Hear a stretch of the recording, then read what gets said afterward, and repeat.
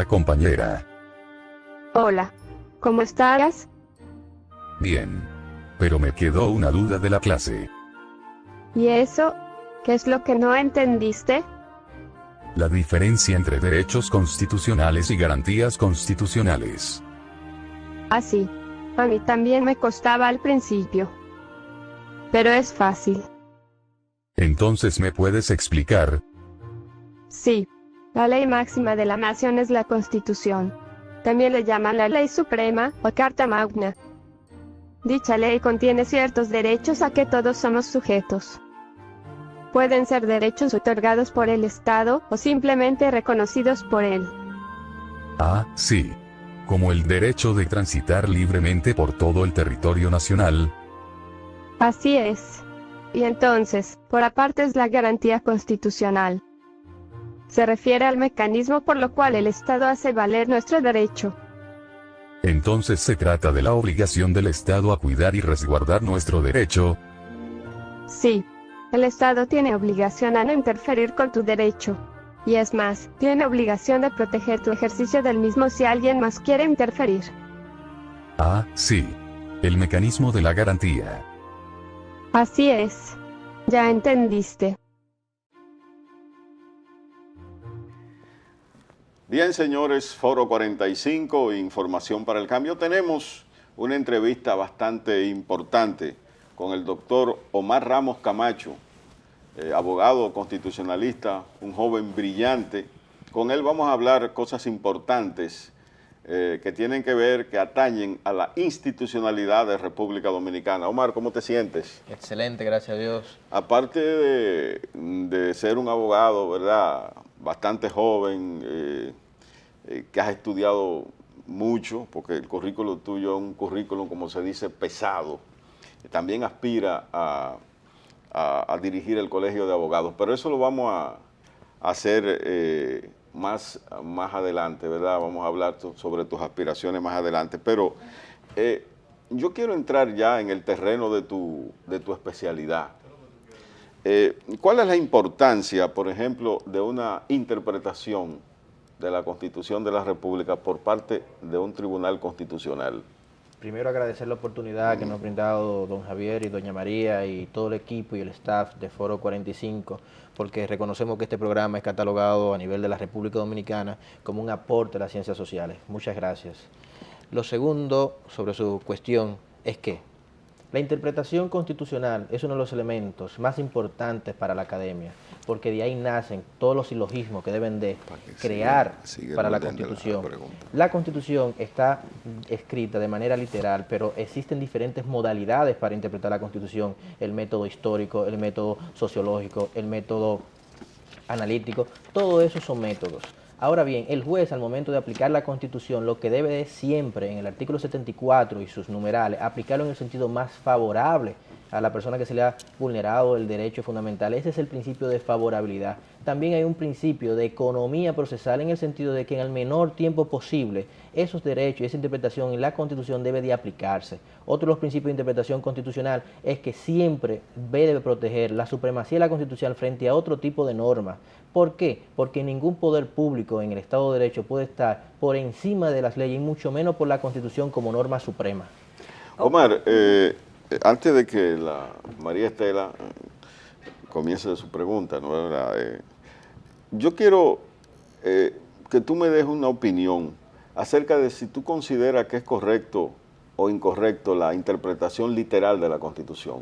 Miren, la sociedad dominicana debe de avanzar. La literalidad de las normas no puede aplicarse en el sentido de que debemos de siempre argumentar, motivar. Es un derecho fundamental que tenemos todos los usuarios de la justicia, de que el juez competente en nuestra jurisdicción motive de manera y desarrolle cada uno de los argumentos. Simple y únicamente citar los artículos de la Constitución no basta. Es por esto que el Tribunal Constitucional en su sentencia ha reiterado que la falta de motivación vulnera el debido proceso de la tutela judicial efectiva, e inclusive en materia de revisión jurisdiccional de sentencia firme, ya que han adquirido la autoridad de la cosa irrevocablemente juzgada, ha devueltos proyectos de sentencia a la Suprema Corte de Justicia para que sean revisados en el sentido de que sea limitado simple y únicamente a especificar artículos de alguna ley específica u orgánica para la aplicación, y esto no basta. Ahora mismo los jueces deben de argumentar, interpretar, profundizar cada uno de los artículos al caso concreto y valorarlo de forma tal que sea siempre en favor de las personas que se le ha vulnerado X derecho fundamental. Entonces tú te opones a esa corriente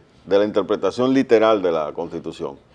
Lógico, existe la oportunidad de que en materia específica y detallada la Constitución esté clara de que no se permite, por ejemplo, a verbigracia, la tortura. En ningún caso los humanos podrán ser sometidos o objeto de laboratorio. Nunca. Ahí está claro.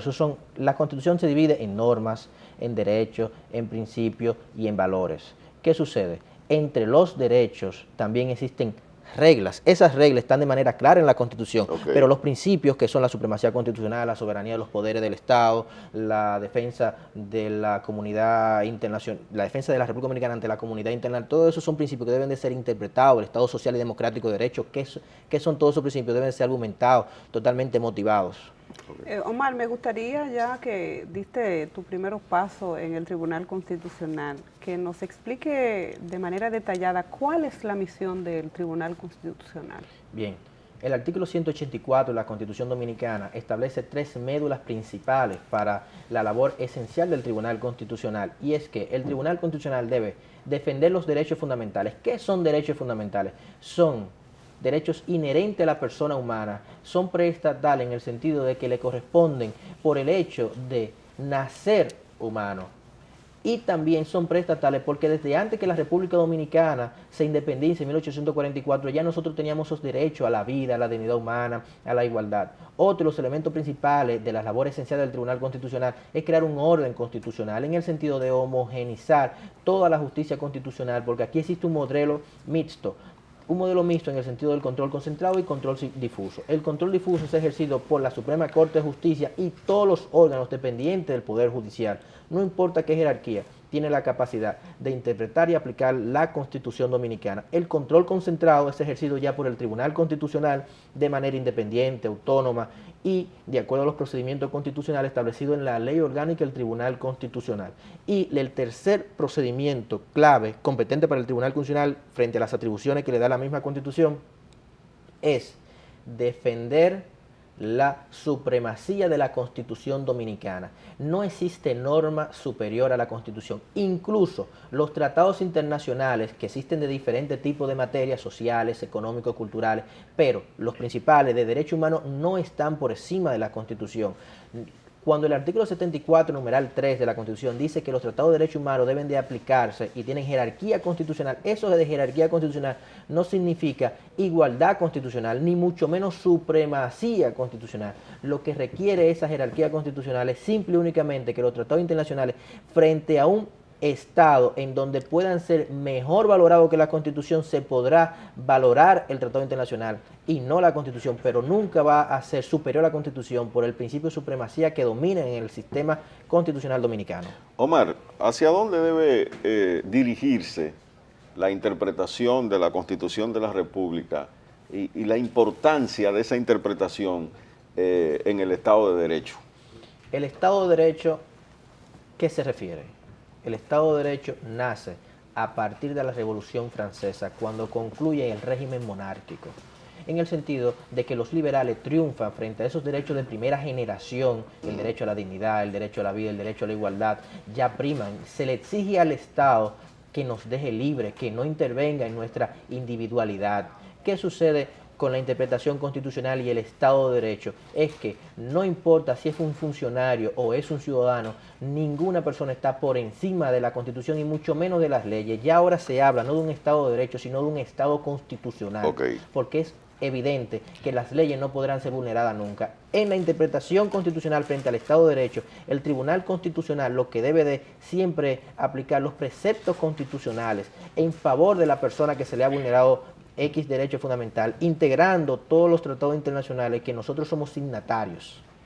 Omar, la diferencia entre una ley ordinaria y una interpretación constitucional. De la Constitución. Existen diferentes tipos de leyes. Leyes ordinarias, leyes orgánicas y leyes de orden público. Háblame de las leyes ordinarias. Las leyes ordinarias son aquellas aprobadas de manera con un quórum de mayoría simple en el Poder Ejecutivo. Son todas las que conocemos, mientras que las leyes orgánicas, para diferenciarlas de las ordinarias, son aquellas que versan sobre temas específicos, como derechos fundamentales, el sistema electoral, el sistema financiero, administrativo. Cuando se crea una institución nueva, es mediante una ley orgánica y se necesita una mayoría calificada en el Congreso Nacional para ser aprobada. Mientras que las leyes de orden público son aquellas que regulan la vida común entre los ciudadanos para coincidir con un orden social. Omar, cualquier persona que le sea vulnerado un derecho humano pudiera acudir en caso de que los tribunales competentes no le reconozcan al Tribunal Constitucional. Miren, cuando se habla de derechos fundamentales, la vía idónea es la acción de amparo. Existen diferentes modalidades de acción de amparo electoral, cuando se vulneran derechos de sufragio activo y pasivo, o sea, el derecho a votar y a ser elegido como candidato. Existe el amparo colectivo cuando se vulneran los derechos de tercera generación o del medio ambiente. También existe el amparo ordinario, que son todos aquellos derechos no protegidos ni por el habeas corpus ni por el habeas data. ¿Cuál es el tribunal competente? Dependiendo del derecho fundamental que se le ha vulnerado a la persona, en consecuencia, este tribunal va a ser apoderado. Si es un tema, un derecho fundamental asociado a lo penal, entonces el juez de primera instancia de lo penal será el competente. No se podrá nunca ir al tribunal de manera directa en acción de amparo, porque el Tribunal Constitucional tiene la capacidad exclusivamente de revisar la sentencia que emitió ese juez en materia de control difuso sobre la acción de amparo sometida a su jurisdicción. Entonces el procedimiento sería la revisión jurisdiccional de esa sentencia de amparo, que sería competente el Tribunal Constitucional. La vía idónea es acción de amparo frente a los tribunales de primera instancia más asociados al derecho fundamental vulnerado. Omar, ¿es posible que los integrantes, por ejemplo, del Tribunal Constitucional tengan diferencia en cuanto a la interpretación de una norma jurídica? Lo hemos visto. Evidentemente. El modelo de la toma de decisiones del Tribunal Constitucional tienen la capacidad los jueces de emitir dos tipos de votos, salvados y disidentes. Los votos disidentes es cuando el magistrado del Tribunal Constitucional está en desacuerdo frente a la motivación o desarrollo de la sentencia, pero también con el dispositivo o fallo de la sentencia, mientras que el voto salvado está de acuerdo con la conclusión o dispositivo, pero no con la vía o la motivación o el desarrollo para llegar a esa terminación de la sentencia. Ahora bien, también una particularidad de los jueces del Tribunal Constitucional es que necesitan una mayoría calificada para emitir una sentencia. Mínimo son 9 magistrados que se necesitan a favor de esa sentencia de los 13. O sea, una mayoría importante. Eso provoca el obstáculo de que mayor cantidad de sentencias salgan del Tribunal Constitucional o salgan evacuadas de ese organismo. Cuando nosotros los comparamos con el modelo de aprobación frente a de la Suprema Corte de Justicia, que es mayoría simple o está dividido por Cámara, eso hace más eficiente el proceso, porque no es lo mismo buscar una mayoría calificada que una mayoría ya simple. Eso es uno de los obstáculos que en un momento debemos de vencer en el Tribunal Constitucional. Omar, ¿estás de acuerdo con que una ley votada por el Congreso Nacional sea vetada por el Tribunal Constitucional y no por el Ejecutivo? Miren, el Poder Ejecutivo tiene la capacidad constitucional de observar las leyes. La observación constitucional, que en este caso recae sobre la figura del presidente de la República Dominicana, es, antes de publicación, verificar el contenido y en dado caso que esté de acuerdo, entonces proceder a la publicación. Pero si no está de acuerdo, devuelve el proyecto de ley, porque aún no es una ley que pertenece al sistema jurídico, devuelve el proyecto de ley al Congreso o la Cámara que lo envió a la Presidencia de la República con las observaciones que ha tenido. Eso pasó ya en materia de la ley de aborto. De la ley de aborto, sí, o del Código Penal con más precisión, sí, que ahí se tocó un tema específico del aborto. Ahora bien, ¿qué sucede en ese caso del Tribunal Constitucional? Es que los jueces necesitan una capacidad de modificar, de alternar cada uno de los votos que ellos tengan e identificar una sola sentencia con 13 personas. Es un trabajo arduo, es un trabajo difícil, es un trabajo complejo. Se ha podido, pero es un trabajo que tiene gran importancia en la moderación. Creo que hay países como Colombia donde es el Tribunal Constitucional el que veta, el que el que tiene poder de veto. El Tribunal Constitucional en República Dominicana, el poder de veto es una figura que nace en Estados Unidos, del presidente de la República, que tiene la capacidad de decir que una ley va o no va a entrar al sistema, sin consenso, simplemente por una decisión unilateral del Poder Ejecutivo. En República Dominicana el poder de veto no existe ni para el Poder Ejecutivo ni para el Tribunal Constitucional. El Tribunal Constitucional le da la facultad a toda persona con interés legítimo y jurídicamente protegido para accionar en una acción directa de inconstitucionalidad ante el Tribunal Constitucional sin necesidad de ir a acudir a los tribunales del Poder Judicial, sino de manera directa ante el organismo judicial dominicano más importante de la interpretación constitucional, que sería el Tribunal Constitucional, para que examine. Pero eso no es un veto, porque el veto tiene una calidad específica, es que automáticamente la ejerce una autoridad competente, está fuera del sistema.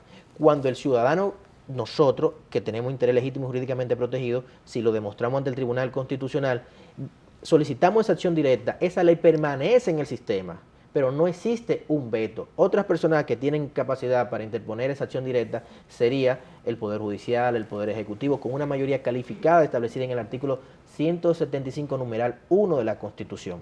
Omar, te voy a hacer una pregunta capicúa, como se dice popularmente en República Dominicana, y es: ¿cuál es tu valoración del Tribunal Constitucional de República Dominicana, su composición?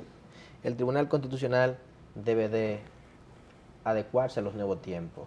Miren, la presidencia del Tribunal Constitucional es un rol que debe de hacerse de manera activa y muy delicada. ¿Qué sucede? Ahora mismo existe una nueva adecuación al Tribunal Constitucional, donde 4 magistrados van a ser valorados al final del año, en este diciembre, porque cumplen su periodo de 6 años. Pero también la presidencia del Tribunal Constitucional concluye su periodo y ya el presidente actual va a ser entonces un magistrado del Tribunal Constitucional, y el Consejo Nacional de la Magistratura tendrá la oportunidad no solamente de elegir a 4 nuevos magistrados, que estos 4 son los únicos que por más de 5 años tienen la posibilidad de ser reelegidos por 9 años más. Ahora, sucede que también el Consejo Nacional de la Magistratura debe de nombrar a un nuevo presidente del Tribunal Constitucional para que el presente esté como magistrado del Tribunal Constitucional. La valoración que nosotros tenemos es que el Tribunal Constitucional es la alta corte que menor cuota femenina tiene. Además, también es el tribunal de la alta corte que menor cuota de juventud tiene. Cuando uno lo compara las edades del Tribunal Constitucional y los jueces de la Suprema Corte de Justicia, nosotros vemos un desequilibrio tanto en la cantidad de mujeres que tienen la participación en esa alta corte, la Suprema Corte de Justicia y el Tribunal Constitucional, pero también frente a las edades de lo que integran la Suprema Corte de Justicia y también el Tribunal Constitucional. Debe de haber un mayor equilibrio. Existe una juventud y mujeres muy capaces en la República Dominicana que tienen la capacidad de velar por los intereses más sanos de la Constitución y su supremacía constitucional. Omar, tenemos una Constitución, podríamos decir que nueva, ¿verdad?, en cuanto a garantizar el Estado de Derecho de los ciudadanos. ¿Tú crees que hemos avanzado? Totalmente. Esta Constitución, antes se hablaba de un bloque de constitucionalidad que conjugaba todos los tratados internacionales, la sentencia de la Corte Interamericana de Derechos Humanos, los tribunales que nosotros hemos adscrito a nivel internacional. Pero esta Constitución o Ley Sustantiva Dominicana ha combinado todos esos derechos fundamentales que nosotros debidamente hemos ratificado mediante los tratados internacionales de derechos humanos, de los cuales nosotros somos signatarios. Ya ahora se habla de un Estado constitucional, porque la Constitución que nosotros tenemos reúne todos los derechos de primera, segunda y tercera generación, pero es tan inteligente que habla que no tiene carácter limitativo los derechos fundamentales, sino que si existen otros derechos fundamentales también tienen acogida y capacidad. Es un ejemplo claro el acceso al Internet. Okay. Ahora mismo se considera un derecho fundamental el acceso que tenemos todo a la Internet, porque sin Internet no se puede, es un elemento básico para el progreso, a la educación de los jóvenes, de los profesionales, para un mejor desempeño laboral, para una vida más comunicada. Bien, señores, Foro 45, información para el cambio. Vamos a una pausa comercial.